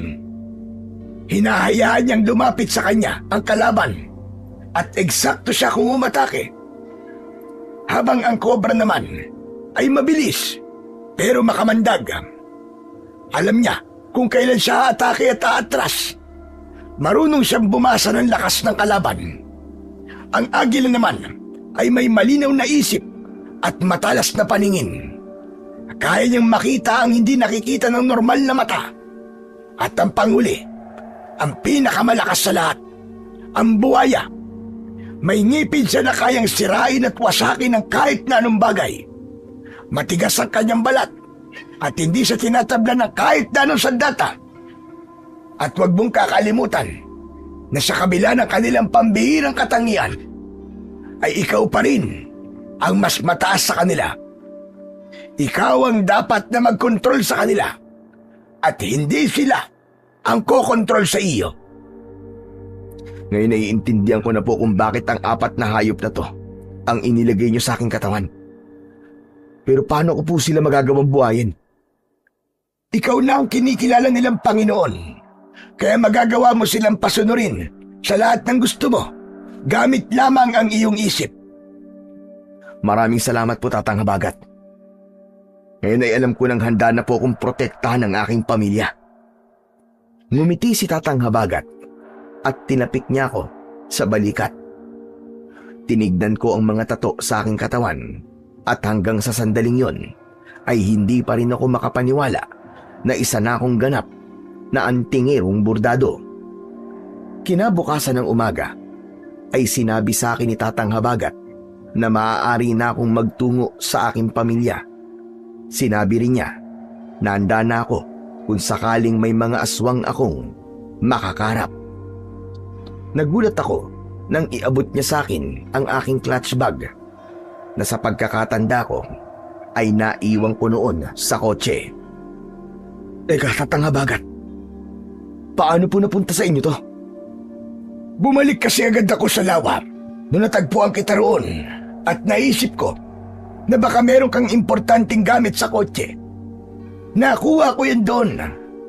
Alam kong may lamang pera ang bag na yan at huwag kang mag-alala kasi pinatuyo ko na ang mga yon. Naku, maraming salamat po, Tatang. Talagang kailangan ko po kasi ng pera para mapabilis po ang pag-uwi ko sa amin. Mabuti na lang po at kinuha niyo po ito. Ito po, tanggapin niyo po ang perang to bilang kabayaran sa lahat po ng naitulong niyo sa akin. Huwag ka nang mag-abala pa. Hindi ako humihingi ng kapalit sa mga itinulong ko sa'yo. Sige na po, Tatang, tanggapin niyo na po to. Maliit na halaga lang naman po ito. Pandagdag niyo rin po sa mga panggastos niyo rito. Mabubuhay ako kahit wala akong pera dahil lahat ng pangangailangan ko ay nasa kagubatang ito. Mas kailangan mo yan, kaya itabi mo na yan. Sapat na sa akin na naipamana ko na sa iyo ang aking kakayahan at kaalaman. Tatang, hindi ko po akalain na may tao pong kagaya nyo na nabubuhay kahit walang pera. Pero sigurado po ba kayo na ayaw nyo po itong tanggapin? Sigurado ako, Joaquin. Huwag kang mag-alala dahil sanay na akong mabuhay dito sa kagubatan. Kung yan po ang gusto nyo, ay hindi ko na po kayo pipilitin. Pero pangako po, babalikan ko po kayo rito kapag natapos ko na po ang problema ko. Maraming salamat po ulit, Tatang Habagat. Hinding-hindi ko po kayo makakalimutan. Mabigat ang loob ko nang nagpaalam ako kay Tatang Habagat dahil sa maikling panahon na nagkasama kami ay naging malapit na ako sa kanya. Labis ang pasasalamat ko sa Diyos dahil si Tatang Habagat ang nakakita sa akin. Naniwala ako na sinadya yun ng Panginoong Diyos at talagang nakatadhana na mag-cruise ang aming landas. Matapos ituro sa akin ni Tatang Habagat ang daan palabas ng gubat, ay nagsimula na akong maglakad. Hindi na ako makapaghintay na makauwi sa amin dahil sabik na akong makita at makasama ang anak at nanay ko. Nang nakalabas ako sa malawak na kagubatan, ay isang lumang kalsada ang aking nakita. Nagpatuloy ako sa paglalakad hanggang isang jeep ang dumaan na agad kong pinara. Nagpahatid ako sa malapit na istasyon ng bus at mula roon ay sumakay ako ng bus papunta sa aming probinsya. Inabot ng halos 7 oras ang biyahe ko sa bus Bago ako bumaba, muli akong sumakay ng isang jeep at habang paliit ng paliit ang distansya ko sa aking pamilya, ay mas tumindi ang aking pagkasabik na makasama sila. Gabi na nang nakarating ako sa aming barangay. Walang katao-tao sa labas kaya walang nakakita sa pagdating ko. Nang nasa harapan na ako ng aming bahay ay isang malalim na paghinga ang aking pinakawalan. Kakatok na sana ako sa pinto nang narinig ko mula sa loob ang pag-uusap ni na Lucas at ng nanay ko. Lola, akala ko po ba uuwi si tatay bago po magpasko? Bakit po hanggang ngayon ay wala pa rin po siya? Tapos na po ang bagong taon, pero hindi pa rin po umuwi si tatay. Sa totoo lang, ay di ko rin alam, Apo. Kapag tinatawagan ko kasi ang cellphone niya, ay hindi ko yung makontak. Hindi po kaya may masama na pong nangyari kay tatay? Ano ka ba, Lucas? Huwag ka nagsasalita ng ganyan. Ang dapat na ginagawa mo ay ipagdasal mo na nasa maayos na kalagayan ng tatay mo. Sa kamalay mo naman, sa birthday mo pala uuwi ang tatay mo. Hindi ba? Kaarawan mo na sa susunod na buwan. Baka po paasahin na naman po ako ni tatay. Nagtatampo na nga po ako sa kanya eh. Kasi 1 taon na po siyang hindi umuwi rito. Puro na lang po siya trabaho. Parang hindi na po niya tayo naaalala. Apo, yung pagtatrabaho niya ay para rin sa iyo. Para may makain ka at makapag-aral ka. Alam ko na ginagawa yun ng tatay mo para hindi mo maranasan yung hirap na naranasan namin noon. Kapag lumaki ka na ay maiintindihan mo rin siya. Naluluwa ako sa mga narinig ko. Bilang isang ama, ay masakit para sa akin na may tampo na sa akin ang nag-iisa kong anak. Kung ako kasi ang papipiliin, ay mas gusto ko na magkakasama kaming 3. Pero kapag ganun ang ginawa ko, ay pare-parehas naman kaming magugutom. Nag-ipon ako ng lakas ng loob at saka ako marahang kumatok sa may pinto. Aba, sino naman kaya yun nasa labas? Lola, wag niyo pong bubuksan. Baka aswang po yan. May aswang ba na marunong kumatok? Hindi ba'y bigla-bigla na lang siya pumapasok sa bahay? Nagtaka ko kung bakit nabanggit ni Nanay at Lucas ang tungkol sa aswang. Hindi nagtagal ay bumukas ang pinto at nagulat si Nanay nang nakita niya ako. Napanganga siya at napatulala. Tuluyan nang kumawala ang mga luwang kanina ko pa pinipigilan. Matapos kasi ng mga pinagdaanan ko kay Maximo, ay hindi ko naisip na makakauwi pa ako ng buhay sa aking pamilya. Yayakapin ko sana ang nanay ko, pero bigla niya akong piningot. Aray, aray! Aray, nay, tama na po! Masakit! Aray! Dapat lang yan sa iyo. Anong masamang espiritu at sumapi sa iyo? At nagpalagay ka pa ng tato? Hindi ba, mga bata pa lang kayo, ay sinasabi ko ng ayoko nagpapalagay kayo ng ganyan. Para kang takas na bilanggo. Nanay naman eh. Hindi porke may tato, takas na kagad sa kulungan. Masyado naman pong makaluma ang pag-iisip nyo. Binitiwan ni Nanay ang tenga ko at nang nagtama ang mata namin ni Lucas, ay tumakbo siya para yakapin ako. Sinalubong ko rin ng yakap ang aking anak. Halos ayaw ko na siyang pakawalan dahil talagang miss na miss ko na siya. Totoo po ba ito, tay? Kayo po ba talaga yan? Oo anak, totoo to. Hindi ka na nanaginip. Akala ko po ay kung ano na po nangyari sa inyo. Hindi po kasi kayo umuwi bago magpasko eh. Pasensya ka na anak. Marami lang kasing nangyari pero ang importante ay andito na ako. Nang nagkatinginan kami ng nanay ko, ay alam ko na gusto niyang sabihin na marami akong kailangang ipaliwanag. Pero hindi ko pwedeng sabihin sa kanya ang mga dapat niyang malaman nang nakikinig si Lucas. Masyado pang bata ang anak ko para malaman ang mga ganong bagay. Madaling araw na pero gising pa rin ako. Nakaupo ako sa kusina habang may isang tasa ng kape sa aking harapan. Maya-maya pa ay lumabas si nanay mula sa kwarto niya. Umupo siya sa harapan ko at seryoso niya akong tinignan. Tulog na si Lucas. Ramdam ko na marami kang dapat sabihin sa akin. Gusto kong malaman kung ano ang totoong dahilan kung bakit hindi ka nakauwi bago magpasko. Alam mo bang wala na akong nagawa kundi ang sabihin kay Lucas ang balak mong pag-uwi dahil sa pag-aalala ko sa iyo. Pasensya na po kayo, Nay. Plano ko po talagang umuwi bago magpasko. Pero may hindi inaasahang nangyari. Ano ba kasi talaga ang nangyari? At bakit may sugat ka dyan sa noo mo? Nay, kilala niyo naman po ako, di ba? Hindi po ako sinungaling na tao, Nay. Sasabihin ko po sa inyo ang lahat-lahat. Pero sana, maniwala po kayo sa akin. O siya, sige, makikinig ako. Ikwento mo sa akin ang lahat. Nang sandaling yon, ay inilihad ko sa nanay ko ang dahilan kung bakit hindi ako nakauwi bago magpasko. Wala akong inilihim sa kanya, miski isa. At habang nagkikwento ako, ay bakas sa mukha niya ang labis na takot. Nang natapos kong sabihin sa kanya ang buong katotohanan, ay nangilid ang kanyang luha. Diyos ko, hindi ko akalain na matapos ang lahat na pinagdaanan mo ay nakauwi ka pa rin ng buhay nito, anak. Napakabuti ng Panginoon. Pero paano ka nabuhay, anak? May isang matandang lalaki pong tumulong sa akin, Nay.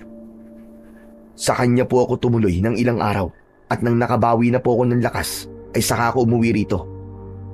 Ako naman po may tatanong sa inyo, Nay. Bago po kasi ako matok dito kanina, ay narinig ko po ang pag-uusap niyo ni Lucas. Ano po yung tungkol sa sinasabi niyong aswang? Nako, mabutit na banggit mo yan. Ilang araw na kasi ang nakakalipas nang nagsimulang umatake ang isang aswang sa mga kalapit nating barangay. Pumapasok siya sa bawat bahay tuwing gabi. Ang sabi ng mga tao ay parang may hinahanap ang aswang na yon. Natatakot na nga kami ni Lucas na baka isang gabi ay dito na siya sa barangay natin umatake at pumasok siya rito sa bahay natin. Hindi po ba sinabi ko po sa inyo na mayroong koneksyon sa mga aswang ang dati kong amo na si Maximo? Sa tingin ko, ay inutusan ni Maximo ang aswang na yon para hanapin kung saan tayo nakatira. Sigurado kasi ako na alam niyang buhay pa ako. Ako po ang nakakaalam ng sikreto niya, kaya kailangan niya akong patahimikin. Mahabagin lagi. Anong gulo ba itong pinasok mo, anak? Nay, hindi ko po ito ginusto. Kahit ako, hindi makapaniwala na may ganung ginagawa si Maximo. Akala ko talaga mabuti siyang tao eh. Sa tuwing naaalala ko nga mga binigay niya sa akin. At kahit ang sweldong inaabot niya sa akin, ay parang nasusuka ako. Hindi ko maaatim na ang lahat ng yun ay galing sa pagbebenta niya ng mga tao sa mayayamang aswang. Ano kaya kung humingi tayo ng tulong sa mga pulis? Ipakulong natin ang Maximo na yon. Mahirap pong kalaban si Maximo, Nay. Dahil mapera siya. Marami siyang koneksyon. Kayang-kaya niyang bilhin ng batas. Wala po tayong laban sa kanya, Nay. Anong gagawin natin, Joaquin? Hihintay na lang ba natin patayin tayo ng aswang na inutusan niya? Sigurado ko na hindi lang ikaw ang papatayin niya, kundi pati na ang anak mo at ako. Hindi po ako papayag na mangyari yun, Nay. Lalaban po ako kahit sinong magtatangkang saktan at patayin tayo. At paano mo naman gagawin yon? Basta, Nay, sa ngayon, hindi ko pa alam kung paano ko ipapaliwanag sa inyo ang lahat-lahat eh. Pero magtiwala po kayo sa akin, Nay. Hindi ako papayag na mapapahamak tayo. Lalo na po kayo ng anak ko. Sa kabila ng mga sinabi ko, ay nanatili ang takot sa muka ng nanay ko. Alam ko na sa sandaling yon, ay wala pa siyang tiwala na kaya ko silang protektahan mula sa aswang. At naiintindihan ko yun. Kilala kasi ako ng nanay ko na hindi marunong makipag-away. Hindi ko pa rin kasi kayang ipaliwanag sa kanya ang tungkol sa mga tattoo ko at sa anting-anting na suot ko. Hahayaan ko na lang na makita niya kung ano ang kayang gawin ng mga yon upang hindi na ako mahirapan na magpaliwanag.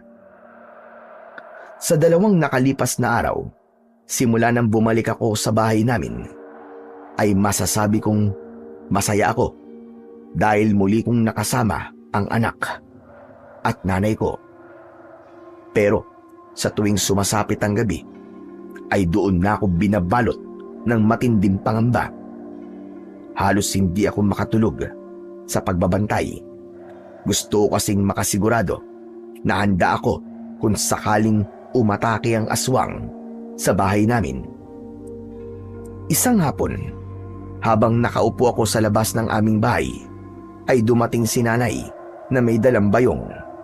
Galing siya sa palengke at namili siya ng lulutuin niya para mamayang hapunan. "O Nay, ba't di niyo po kasama si Lucas? Nasaan po siya?" Nakitang naglalaro yung mga kalaro niya nang pauwi na kami. Kaya nakipaglaro muna. Huwag kang mag-alala kasi uuwi yung bago mag-alas 6. Takot kasi yun sa aswang. Total, nabanggit ko ang aswang. Ay meron akong sasabihin. Umatake pala kagabi sa kabilang barangay yung aswang. Sa kasamaang palad ay may pinatay ang halimaw na yon. Yung padre di pamilya na bahay na pinasok ng aswang ang pinatay. Dahil nanlaban siya ron sa aswang. Sigurado na talaga ako na inutusan ni Maximo ang aswang na yon. Iniisa-isa niya ang mga bahay sa bahay na to dahil hinahanap niya tayo. Anak, natatakot ako. Hindi para sa sarili ko, kundi para sa inyo ni Lucas. Ayos lang na ako mamatay dahil matanda na ako. Kontento na ako sa mga naranasan ko sa buhay ko. Ayoko mamatay si Lucas dahil napakabata niya pa. Habang ikaw, hindi ka rin pwedeng mamatay. Dahil siguradong malulungkot si Lucas. Ano ba naman yung sinasabi niyo, Nay? Hindi ba sabi ko ay hindi ako papayag na may mangyayaring masama sa atin? Poprotektahan ko po kayo sa abot ng aking makakaya. Wala akong pakialam kahit isang aswang kailangan kong harapin at patayin. Alam ko naman yun. Alam kong gagawin mo lahat para wag kaming mapahamak. Pero Joaquin, anak, magpakatotoo tayo. Kilala kita. Hindi ka marunong makipag-away. Pumatay pa kaya ng aswang? Basta, Nay, magtiwala lang po kayo sa akin. Isa pa, nandiyan po ang Panginoong Diyos. Sigurado po ako na hindi niya tayo pababayaan. Ano pa nga bang magagawa natin kundi ang umasa sa Panginoong Diyos? Sa ganitong sitwasyon, ay tanging siya na lang talaga ang makakapitan natin. Napahinto kami sa pag-uusap ni Nanay nang biglang dumating si Lucas. Pawisan siya mula sa paglalaro. Hanggat maaari ay iniiwasan namin ni Nanay na mag-usap ng mga ganung bagay sa harapan ng anak ko. Masyado pa kasi siyang bata para sa mga ganung usapan. Kinagabihan, habang mahimbing akong natutulog sa tabi ni Lucas, ay bigla akong nagising. Hindi ko maintindihan kung bakit habol ko ang aking paghinga at kinakabahan ako sa dahilan na hindi ko alam. Hanggang sa naramdaman ko ang paggalaw ng tatuko na agila sa aking dibdib. Pakiramdam ko ay dinala niya ako sa impapawid at nakita ko ang isang babaeng hinahabol ng isang aswang. Nagmamadali akong bumangon at kinuha ko sa kusina ang matalas na itak. Lalabas na sana ako ng bahay nang saktong lumabas si Nanay sa kanyang kwarto. Diyos ko, Joaquin, anong gagawin mo at may dala kang itak? May kaaway ka ba? Ang ingay niyo naman po. Baka mamaya magising yan si Lucas eh. Ano nga gagawin mo? Sagutin mo muna ako. Nararamdaman ko pong umaatake ang aswang dito mismo sa barangay natin, Nay. Kailangan ko po siyang harapin at baka ito na po ang pagkakataon ko para patayin siya. Magunos dili ka. Pumilbi ka lang dito sa loob ng bahay at baka mamaya kung ano pang mangyari sa iyo. Nay, wala na pong ibang solusyon sa problema natin kundi ang patayin ko ang hayop na aswang na yon. Hindi po tayo matatahimik hanggat alam nating buhay siya. Naiisip ko rin po na baka kapag napatay ko yon at malaman ni Maximo ay tumigil na siya sa pagpapadala ng aswang dito Kasi malalaman niya na kaya kong patayin ang lahat ng aswang na ipapadala niya. Basta Nay, dito lang po kayo. At kahit na anong mangyari, ay wag na wag po kayong lalabas ni Lucas. Matapos yun, ay nagmamadali na akong lumabas. Narinig ko ang pagtawag ni Nanay sa akin, pero hindi ko siya pinansin. Nagulat ako nang biglang nag-init ang aking agimat. Naramdaman ko ang paggalaw ng kobra sa aking braso at hindi ako makapaniwala nang nagkaroon yun ng buhay. Mabilis na gumapang ang kobra, paunahan, at kahit wala siyang sinabi, ay naramdaman ko na nais niya na sundan ko siya. Sinundan ko ang mabilis na paggapang ng kobra hanggang sa nakita ko sa hindi kalayuan ang babaeng hinahabol ng aswang na ipinakita sa akin kanina ng agila. Pasalubong ang takot na babae sa akin. Pagkalapit sa akin ng babae, ay napayakap siya at ramdam ko ang matindi niyang takot. "Umalis ka na rito! Ako nang bahala sa aswang na yan! Madali ka!" Nagmamadali ang babae na lumayo at matapang kong hinarap ang aswang. Nagtama ang mga mata namin pero nakita ko na gumapang sa gilid ang kobra at nagtago siya sa madamong bahagi sa tabi ng daan. Ngumisi ang aswang at habang nakatingin ako sa kanya ay hindi ko maintindihan kung bakit tila pamilyar siya sa akin. Sa isang kisap mata ay nagbago ng anyo ang aswang at naging tao siya. Labis akong nagimbal nang malaman ko na talagang ang kilala ko kung sino siya. Sa wakas, nagpakita ka rin sa akin, Joaquin. Alam mo bang, napakaraming bahay ang pinasok ko. Pero bigo ako makita ka. Maximo, isa ka ng aswang. Ganyan ka na ba kadesperado na patayin ako? At pinili mo maging ganyan ka? Ano ba sinasabi mo? Noon pa man, ay isa na akong aswang. Ipinanganak na akong ganito. Napakagaling ko ba magtago? At hindi mo yun naramdaman, ha? Hindi ka lang magaling magtago, hayop ka. Napakagaling mo ring magpanggap. Hindi ko akalain na nagawa mo akong linlangin. Alam mo, totoong ipinakita ko sa'yo. Kaya lang, nung gabi na isinama kita sa warehouse, ay naipit ako sa isang sitwasyon. Kailangan kitang ipalit sa ibinenta ko sa kliyente kong aswang dahil ayokong masira ang aking negosyo. Ibig sabihin lang nun ay hindi mo talaga ako pinapahalagan dahil kaya mong ibuwis ang buhay ko para lamang sa nakakasuka mong negosyo.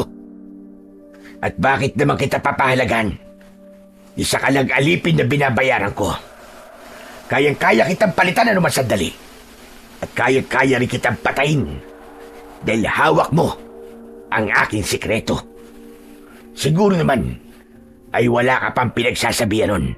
Tama ba ako, Joaquin? Hindi mo naman siguro sinabi sa nanay at anak mo at sikreto ko, hindi ba? Wala silang alam sa kung anong mabahong sikreto mo. Kaya wag mo silang gagalawin. Wala akong tiwala sa iyo, Joaquin.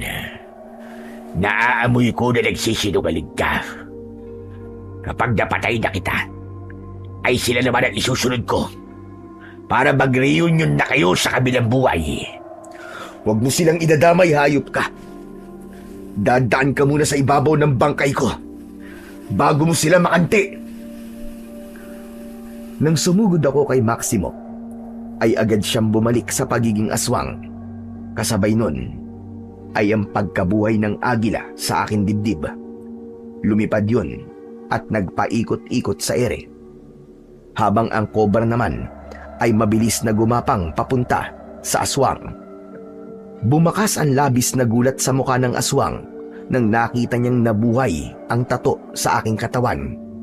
Natigilan siya, kaya matagumpay na pumulupot ang ahas sa kanyang binti at tinuklaw siya nito. Habang ang agila naman ay bumulusok pababa at kinalmot ang muka ng aswang. Sinamantala ko ang pagkakataon na yon. Mas binilisan ko ang pagtakbo. Pero bago pa ako nakalapit sa kanya, ay nagawa niyang hilahin ng kobra sa aking binti at malakas niya akong binalibag sa lupa. Ang agila naman ay nahuli ng aswang. Akmang babaliin sana niya ang pakpak ng agila, pero agad yung naglaho. Bumalik ang kobra sa aking braso at ang agila sa dibdib ko. Anong klaseng bahay ka meron ka? At nabuhay ang mga tattoo mo sa iyong katawan. Ngayon, ikaw naman ang nagulat. Ang akala mo ba ay papayag ako na papatayin mo ko nang walang kalaban-laban? Kaya mag-isip-isip ka na, Maximo. Kung gusto pang mabuhay, ay lubayan mo ko at ang pamilya ko. Kahit ilang hayop pa mabuhay dyan sa katawan mo, ay hindi ako natatakot sa iyo. Babalik ako at sisiguraduhin ko na sa pagbabalik ko ay mapapatay na kita at pati na ang anak at ang nanay mo. Hindi ko nahihintay ng pagbabalik mo. Dahil ngayon pa lang, papatayin na kita! Sumugod ako kay Maximo. Pero sa isang kisap mata, ay naglaho siyang bigla sa paningin ko. Luminga ako sa paligid, pero hindi ko na nakita kung saan siya nagpunta. Maximo! Huwag kang duwag, hayop ka! Magpakita ka! Tapusin na natin to ngayong gabi! Nanatiling tahimik ang paligid at hindi ko naramdaman ang presensya ng aswang. Nanghihinayang ako dahil pagkakataon ko na sana yon para patayin ng aswang na hindi ko alam na si Maximo rin pala na dati kong amo. Uuwi na sana ako sa bahay, pero nang pumihit ako sa likuran ko ay natigilan ako nang nakita ko roon si Nanay at si Lucas. Kapwa bakas ang gulat sa kanilang mga muka. Malakas ang kutob ko na nakita nila ang lahat ng nangyari at kasama noon ang pagkabuhay ng mga tattoo ko sa aking katawan. Tay, paano niyo po nagawa yun? Paano nabuhay po ang mga tattoo sa katawan niyo? Ang galing! Tumahimik ka nga dyan, Lucas. Ang lakas ng boses mo. Baka mamaya may makarinig sa'yo. Joaquin, umuwi na tayo at marami tayong dapat pag-usapan. Lucas, tara na. Naunang naglakad sina Nanay at Lucas. Sumunod naman ako sa kanila. Habang naglalakad ay inisip ko na kung paano ko maipapaliwanag sa kanila ang lahat sa paraang madali nila kong maiintindihan. Pagdating sa bahay ay isinarado ko ang pinto. Umupo kami sa maliit naming sala. Ngayon ipaliwanag mo sa amin ang lahat. Gusto ko maintindihan kung bakit nabubuhay ang mga tattoo sa katawan mo. Lucas, anak, pumasok ka na muna sa kwarto natin at may pag-uusapan lang kami ng lola mo. Hindi ka papasok sa kwarto mo, Lucas. Dito ka lang. Dahil kailangan mong marinig at malaman ang lahat ng sasabihin ng tatay mo. Pero Nay, masyado pa pong bata si Lucas para maintindihan ng ganitong bagay. Masyado mo minamaliit ang anak mo. Oo, bata pa siya. Pero malawak na kanyang pag-iisip. Parte siya ng pamilyang ito at higit sa lahat ay anak mo siya. Kaya dapat lang niyang marinig ang magiging paliwanag mo sa nasaksihan namin kanina. Mataman kong tinignan si Lucas. Nakita ko ang kainosentihan sa mukha niya. Ayoko sanang mamulat ang anak ko sa karasan sa murang edad. Pero napagtanto ko na tama ang sinabi ni Nanay. Anak ko si Lucas at karapatan niyang malaman kung ano ang nangyayari sa akin. Nang sandaling yon ay ipinaliwanag ko kina Nanay at Lucas ang dahilan kung bakit nabubuhay ang mga tato sa aking katawan. Sinabi ko sa kanila na yon ay dahil ipinasa sa akin ni Tatang Habagat ang pagiging antingirong bordado nito. Bawat detalye ng pinagdaanan ko para maging ganap akong antingirong bordado ay sinabi ko sa kanila upang maunawaan nila yon ng maayos. Hindi pa rin ako makapaniwala sa mga sinabi mo. parang imposible na nagkakaroon ng buhay ang mga tattoo mo sa iyong katawan. Bakit po hindi pa rin po kayo makapaniwala, Lola? Nakita na nga po natin kanina na nabubuhay nga po ang mga tattoo ni tatay. Ngayon lang kasi ako nakarinig ng ganyang kwento. Talaga namang hindi ka panipaniwala. Pero gusto kong makilala ang Tatang Habagat na yon at susuntukin ko siya ng isa dahil sa paglalagay niya sa iyo ng tattoo nang walang paalam. Huwag niyo naman pong gawin yung kay Tatang Habagat, Nay. Mabait po siya. At kung hindi po niya ako tinulungan, ay hindi po ako magkakaroon ng kakayahan na labanan po yung aswang. Baka hindi na nga po ako nakapunta rito eh. Tama po si tatay, Lola. Kung wala pong kapangyarihan si tatay, baka po napatay na po siya nung aswang kanina. Sobrang astig nga po ni tatay, biruin niyo. Siya lang po ang kilala ko na may tattoo po na nabubuhay. Sigurado po ako na kapag ikinuwento ko po yun sa mga kalaro ko, ay maastigan din po sila kay tatay. He, manahimik ka. Hindi mo pwedeng ikwento sa mga kaibigan mo na nabubuhay ang mga tattoo ng tatay mo. Mahirap na at baka isipin ng mga tao dito ay may kapangyarihang itim ang pamilya natin. Hindi po to kapangyarihang itim. Malinaw po ang sinabi sa akin ni Tatang Habagat na kailangan ko lamang gamitin ang kakayahan ko sa kabutihan. Kahit na pa eh. Alam mo naman kung paano mag-isip ang ibang tao rito sa atin. Makakita lang nagkakaiba kung ano-ano na ang iisipin. Sana lang talaga ay walang ibang nakakita sa nangyari kanina. Pero tama bang narinig ko kanina, Joaquin? Tinawag mo sa pangalang Maximo yung aswang. Hindi ba't yun din ang pangalan ng amo mo? Tama po ang narinig niyo, Nay. Ang dati kong amo, ang aswang. Inamin po niya sa akin kanina na noon pa man ay aswang na siya. Kaya ngayon, ay naiintindihan ko na po kung bakit napakadali para sa kanya na magbenta ng tao sa mga aswang. Dahil isa rin pala siyang aswang. Pero ano na ang gagawin natin ngayon, anak? Sigurado ko na alam na ng halimaw na yon kung saan tayo nakatira. Lola, wag po kayong mag-alala kasi kasama naman po natin si tatay eh. Siya po ang bahala dun sa aswang. Tay, pwede bang buhayin mo ng sabay-sabay yung mga tattoo mo? Sige na po. Gusto ko lang po silang makita lalo na po yung buhaya sa likod nyo. Ano ka ba naman? Ano ba yung naiisip mong bata ka? Sa tingin mo ba? Ay kasya sa bahay natin ang lahat ng hayop na nasa katawan ng tatay mo. Saka baka sakmalin pa tayo ng buhaya na yon. Huwag po kayong mag-alala. Dahil ako po ang sinusunod ng mga tattoo ko. Isa pa, hindi sila nilikha para manakit ng hindi masama. At tama rin ang lola mo, Lucas. Hindi ko pwedeng buhayin ng lahat ng tattoo ko dito sa loob ng bahay natin. Dito na lang po sa labas. Mas malawak po ron eh.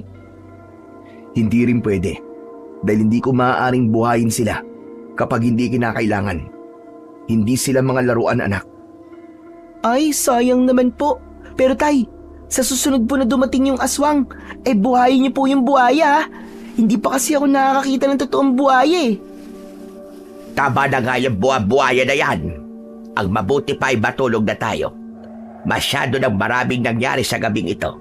At ang gusto ko nalang gawin ay ang magpahinga. Nang pumasok na si nanay sa kwarto niya, inutusan ko si Lucas na matulog na at sinunod naman niya ako. Habang ako ay mag-isang naiwan sa sala. Kahit paano ay gumaan ang pakiramdam ko dahil sa wakas ay nasabi ko na sa aking nanay at anak ang lahat-lahat.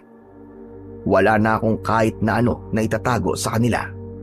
Ang problema ko na lang ay si Maximo at kung kailan kami muling maghaharap. Para sa akin ay napakahirap pa rin paniwalaan ng taong inakala kong napakabuti ay ubod pala ng sama at siya pang dahilan kung bakit nanganganib ang buhay naming lahat. Sa mga nagdaan na gabi ay mas naging maigpit ang aking pagbabantay. Pagkatapos ng hapunan ay umuupo na ako sa labas ng bahay habang hawak ang aking matalas na itak.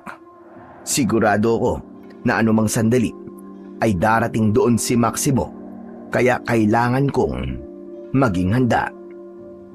Isang gabi Habang nakaupo ako sa labas ng bahay, ay tumabi sa akin ang anak kong si Lucas. O bakit hindi ka pa natutulog? 10:00 na. Hindi pa po ako inaantok, Tay eh. Bakit naman? Nag-aalala ka ba sa akin? Hindi po. Alam ko po kasi na kaya niyo pong talunin yung aswang na yon. Talagang di lang po ako makatulog. Yan ang gusto ko sa'yo eh. Talagang bilib na bilib ka sa akin eh. Siyempre, tatay ko po kayo eh. Pero Tay, palagi po kayo mag-iingat ha. Ayoko po kasing mamatay kayo. Kagaya po ni Nanay. Teka. Akala ko ba ibilib ka sa akin? Bakit naman ganyan ang sinasabi mo? Hindi po kasi natin alam kung ano pong pwedeng mangyari. Ayoko lang po na mawala po kayo. Kasi malulungkot po kami ni Lola Abyang. Anak, hindi ako mawawala. At matagal pa tayong magkakasama. Makikita ko pa ang paglaki mo. Hanggang sa makapag-asawa ka na. Tapos makikita ko rin ang mga magiging apo ko sa'yo. O diba? Hindi po muna ako mag-aasawa kapag malaki na po ako. Gusto ko po munang magtrabaho tapos ibibigay ko po sa inyo ang lahat ng sahod ko. Sa inyo pong dalawa ni Lola. Magsasalita pa sana ako nang may nakita kaming mga taong tumatakbo na tila takot na takot hanggang sa may sumigaw na meron daw aswang sa may plaza. Anak ng putya si Maximo. Nandito na naman siya. Pagkakataon ko na to para tapusin siya. Tay, sasama po ako sa inyo. Gusto ko po makita kung paano po kayo makipaglaban. Hindi pwede anak, dito ka lang. Gisingin mo ang lola mo at huwag kayong lalabas ng bahay kahit na anong mangyari. Kayang bang ipangako sa akin na susundin mo ako anak? Pero Tay... Anak, mangako ka sa akin. Bilisan mo at nasasayang ang oras. Oo na po. Promise po, Tay. Hinintay ko munang pumasok si Lucas sa loob ng aming bahay. Nang sumarado na ang pinto, ay saka ako nagmamadaling tumakbo papunta sa plaza. Pagdating ko roon, ay isang aswang ang nakita kong nakatayo sa gitna. Nanlilisik ang mga mata niya at may malapot na laway na tumutulo sa kanyang bibig. Nagtaka ako dahil sigurado ako na hindi yun si Maximo. Hoy, Diablong Buang! Nasaan si Maximo? Ipinadala ka ba niya rito dahil natakot na siyang harapin ako? Iharap mo sa akin si Maximo dahil siya ang gusto kong makalaban. Hindi ako sinagot ng aswang. Bagkus ay mabilis siyang sumugod papunta sa akin. Sinalubong ko ang aswang at tinaga ko siya sa balikat. Umikot ako sa likuran niya at itinarak ko ang itak sa likod niya. Umalingaw-ngaw ang malakas niyang sigaw. Paghugot ko ng itak ay mabilis na humarap sa akin ang aswang, pero hindi ko na siya binigyan ng pagkakataon na umatake.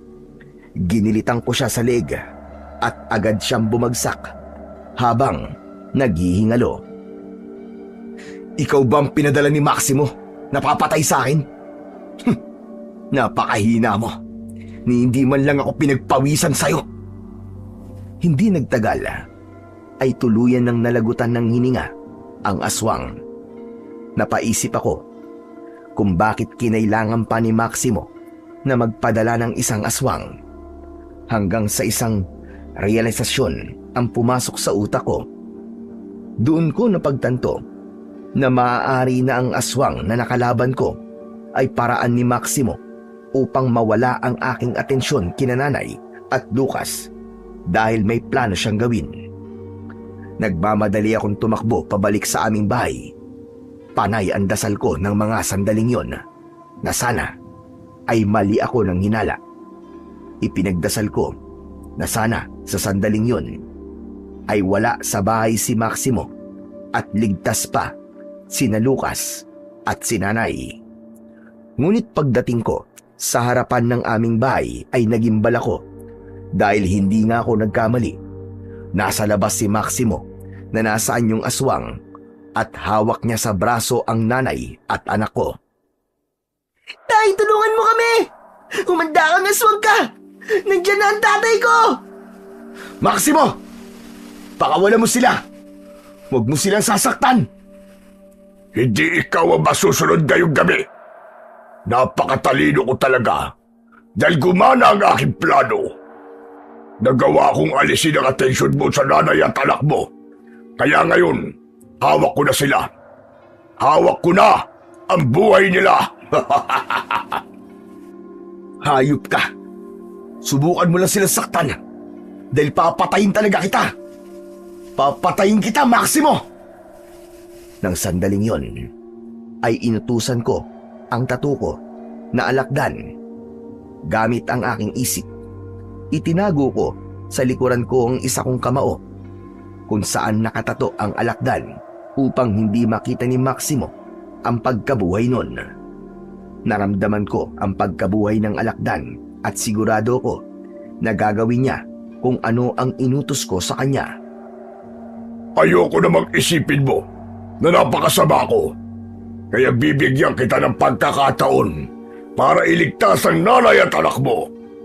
Ang gusto ko ay ibigay mo sa akin ang kapangyarihan mo kapalit ng buhay nila. Yun lang ba ang gusto mo? Sige, ibibigay ko. Basta't pakawalan mo lang sila.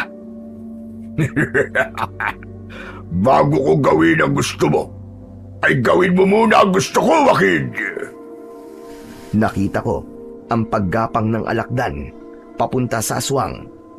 Dahil sa akin nakatuon ang pansin ng aswang, ay hindi niya yun nakita. Nagpunta ang alakdan sa likuran ng aswang at umakyat yon sa katawan nito. Napangisi ako nang makita kong nasa balikat na ng aswang ang alakdan. Bakit ka nakangisi? May nakakatawa ba? Nag-aalala lang kasi ako para sa'yo. At bakit naman? Bakit hindi mo tignan kung anong meron sa kanang balikat mo? Nang tumingin sa kanan si Maximo, ay nahindik siya nang nakita niya roon ang alakdan.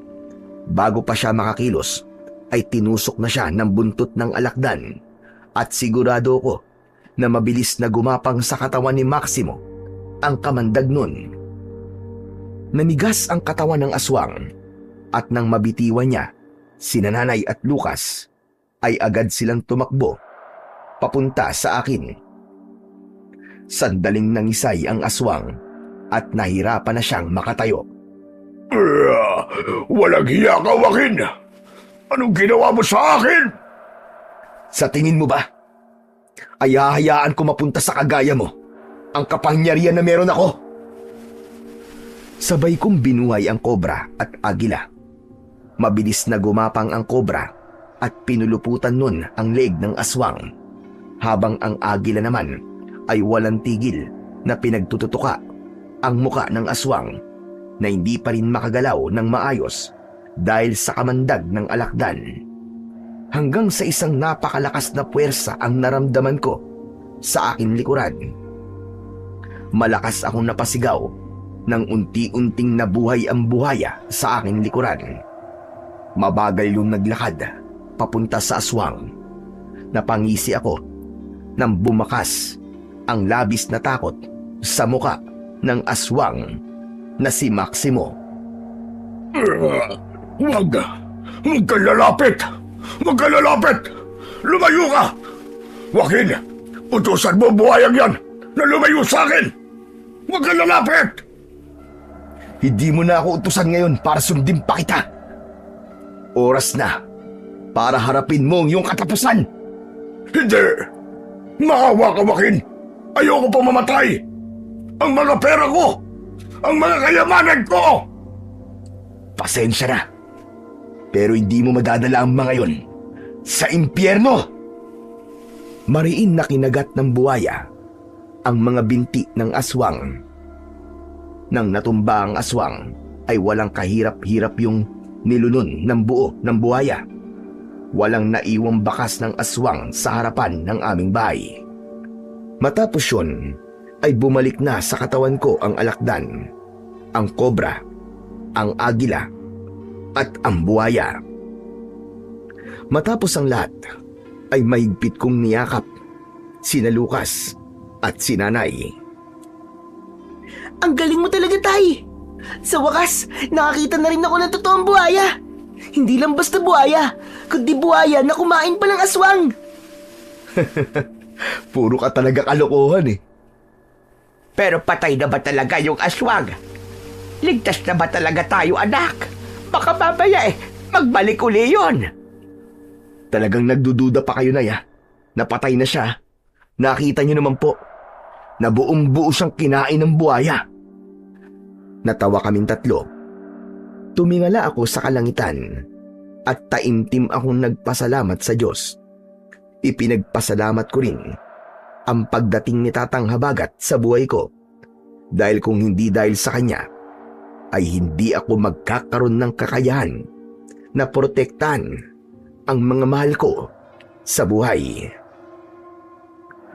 Matapos ang gabing yon, ay nagpasya kong iwan ang lugar namin at nanirahan ako sa Maynila kasama ang anak at nanay ko. Yun ay upang maging malayo kami sa mga taong nakakita sa nangyari nung gabing kinalaban ko ang aswang.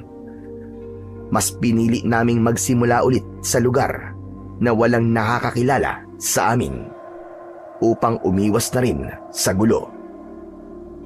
Nang nagkaroon ako ng pagkakataon, ay binisita ko ang kubo ni Tatang Habagat para magpasalamat, pero wala na siya roon. Nalungkot ako dahil hindi ko man lang nasabi sa kanya na dahil sa kapangyarihan at kaalamang ibinigay niya ay nailayo ko sa panganib ang pamilya ko. Pero simula noon ay naging tahimik at mas masaya na ang buhay namin.